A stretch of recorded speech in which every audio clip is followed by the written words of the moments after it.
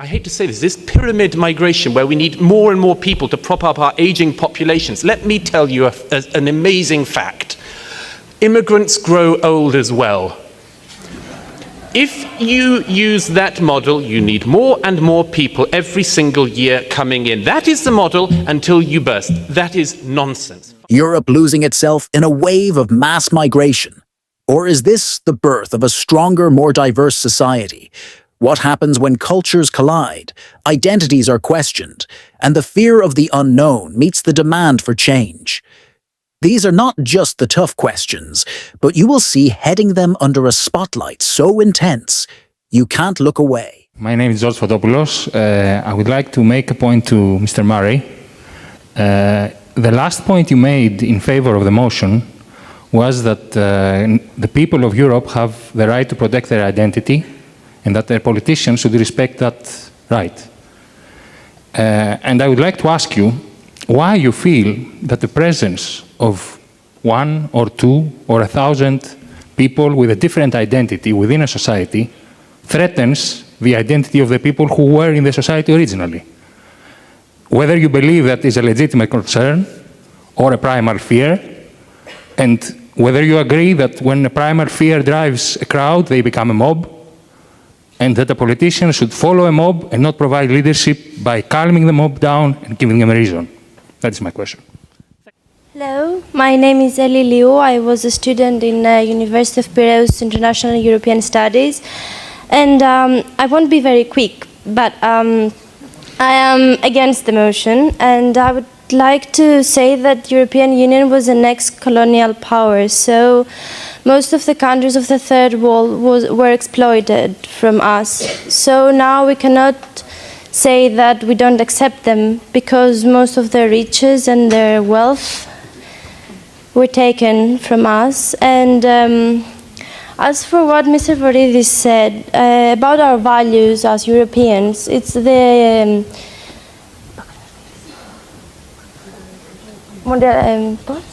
globalization that takes Just repeat that sentence, will you, please? You stopped in the middle. Yes, our values. Mr. Voridis talked about our values as European citizens, as humans.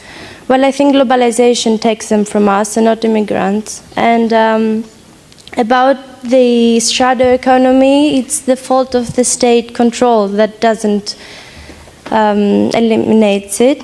And right, okay. The atmosphere was charged with animosity as the audience, clearly incensed by Murray's previous statements, demanded immediate answers. Their questions were sharp, pointed, and often accusatory. They challenged his views on a range of topics, from identity politics to immigration, with relentless ferocity. Murray, however, remained unyielding in the face of this barrage of criticism. He countered each question with forceful arguments and defended his positions with passionate conviction. The verbal sparring that ensued was intense and prolonged, leaving the audience agitated and the atmosphere tense. Douglas Murray steps into the fire, addressing these intense questions head-on. Get those points picked up. Douglas Murray, your response particularly to that challenge to you. Right, very quickly. First of all, if I were Hassan in Syria, I would hope, among other things, that I would help to rebuild my country after the Assad dynasty had wrecked it so completely. I'd hope that I would stay and help to rebuild the country after the devastation caused by that family. Secondly, the gentleman here who said 1 or 2 people, the gentleman here said, why are you threatened by 1 or 2 people? I'm not threatened by 1 or 2 people. Nobody is threatened by 1 or 2 people. The figures I gave you showed we're not talking about 1 or 2 people. The figure I gave you at the very beginning was that people who identify as white British citizens are now a minority in their capital city. So we're not talking about 1 or 2 people, and it is very disingenuous to pretend that I was. Thirdly, the lady at the back, you say colonialism. I'd like to return the question to you. I don't deny the crimes of colonialism, not for a moment. I'd like to ask you a question. How long do former colonial countries have to be punished for then? How long do we have to have our identity erased for?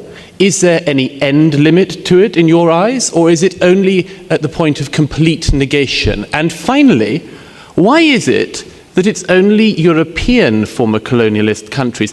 One of the largest and most significant and longest colonial powers in history was the Turkish Empire.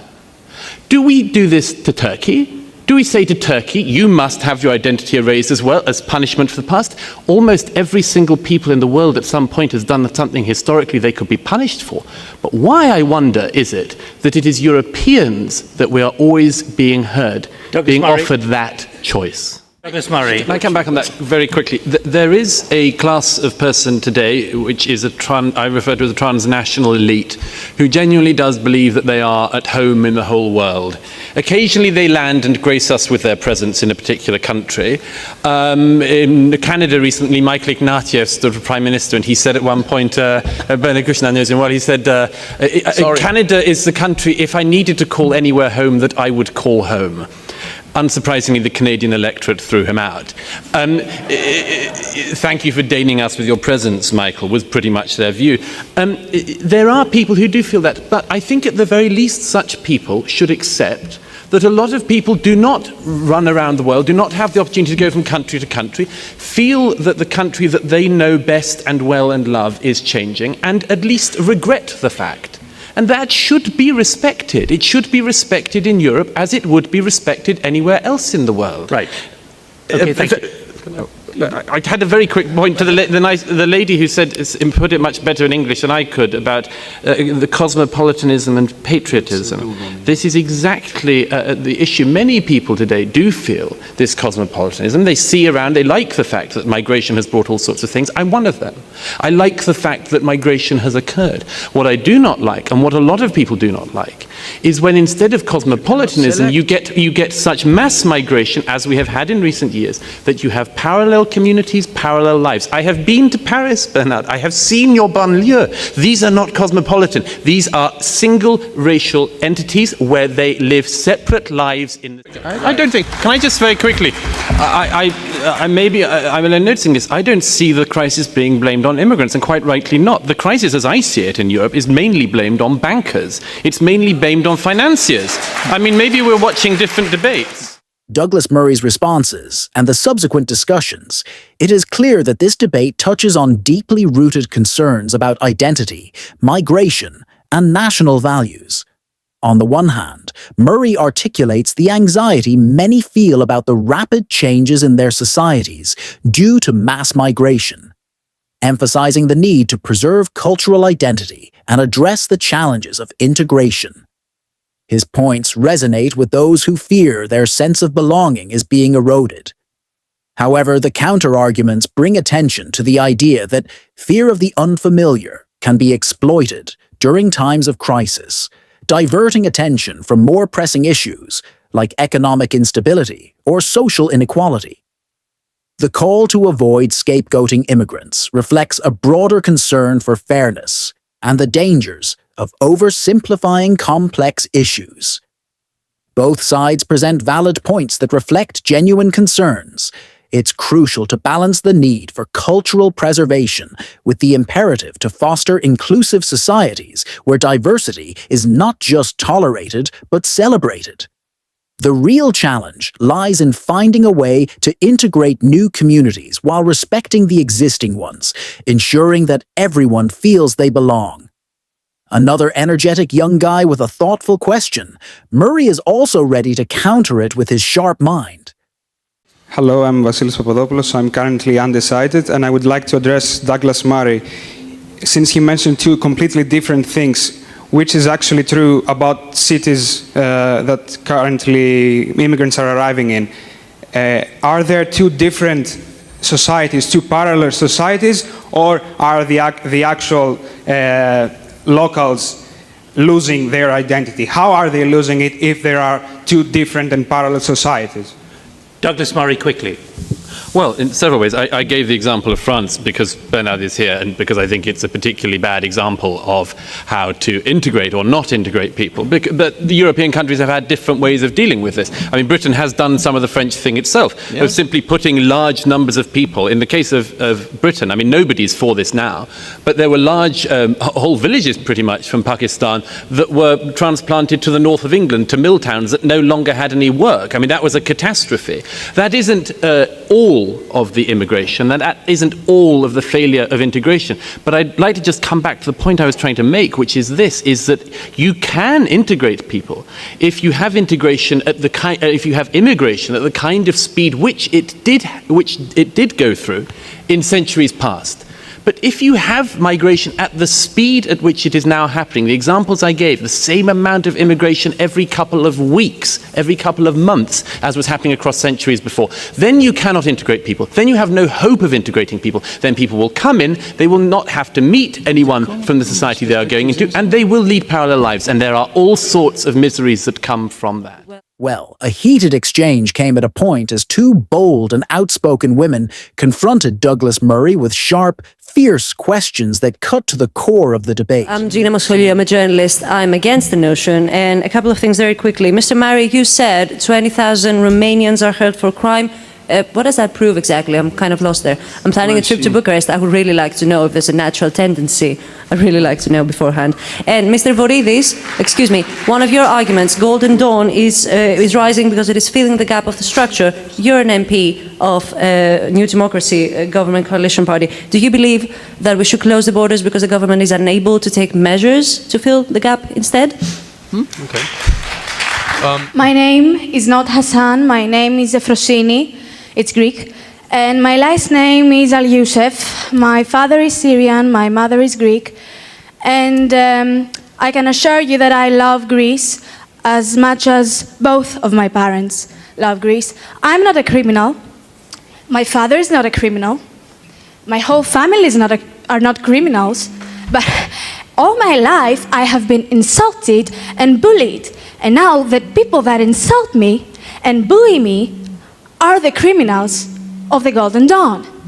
And I just want to say that this country is not friendly to immigrants. So instead of worrying about the criminality of both sides from the criminals and from the members of the Golden Dawn, how about we teach the kids and we all learn to be friendly for a change? But Murray rises to the challenge, responding with remarkable skill, wit and composure. He deftly navigates their tough inquiries, turning a potentially explosive situation into a masterclass in articulate reasoning. This is a gripping moment you won't want to miss, where passion and intellect collide in a powerful debate. Well, thank you. First of all, I said at the outset that the other side would say there's nothing we can do, it's all settled, and they've proved it. This side has tried to give some answers for what we would suggest to be done, and the other side has said, you've just got to live with it. I would like to answer some of the specific questions. The gentleman who said, does it matter where people come from? Yes, I would submit that it does. I'm very happy with people from France coming to Britain.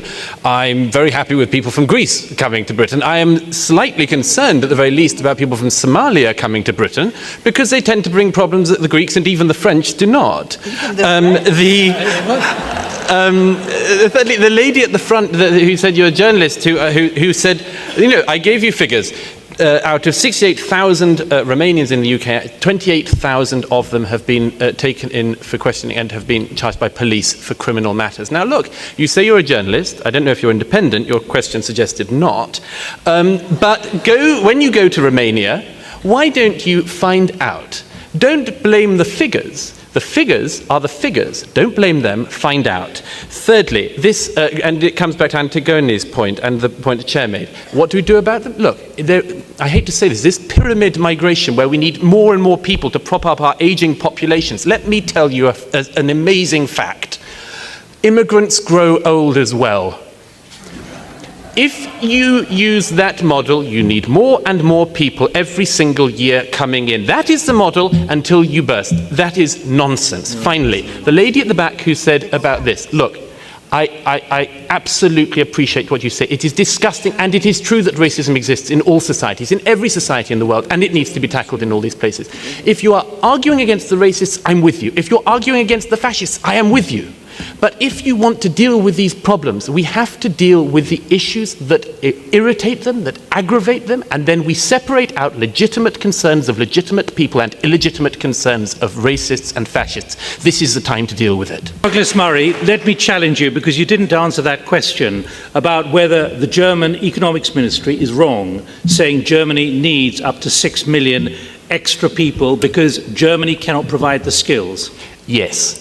They are wrong, because this year it will be 6 million, and in a few years more it will be 9, and then 12, and then so on and so on, because they will grow old, they will have children, and there will be more and more old people, and you'll need more and more young people coming in to support them. It is an unsustainable model. Douglas Murray's responses reveal the complexities of immigration and demographic shifts. He raises concerns about the impact of different migration patterns and the sustainability of current models, emphasizing the need to differentiate between genuine concerns and extremist views. However, his perspective might oversimplify some aspects, such as the assumption that certain nationalities bring specific problems or that high migration levels are inherently unsustainable. The debate about Germany's need for skilled workers highlights the broader issue of balancing demographic challenges with economic needs. Overall, while Murray's insights are valuable, it's important to consider the full spectrum of immigration impacts and explore balanced solutions that address both challenges and opportunities. As you dive into this intense debate, challenge yourself. How would you balance the need to protect cultural identity with the unstoppable force of migration? Where do you stand, and why? Your perspective is not just relevant, it's crucial to this electrifying conversation. Drop your thoughts in the comments below, whether you're siding with Murray, challenging his points, or offering your unique perspective. And don't forget to like, subscribe, and hit that notification bell so you don't miss out on future discussions. Your voice matters in this conversation.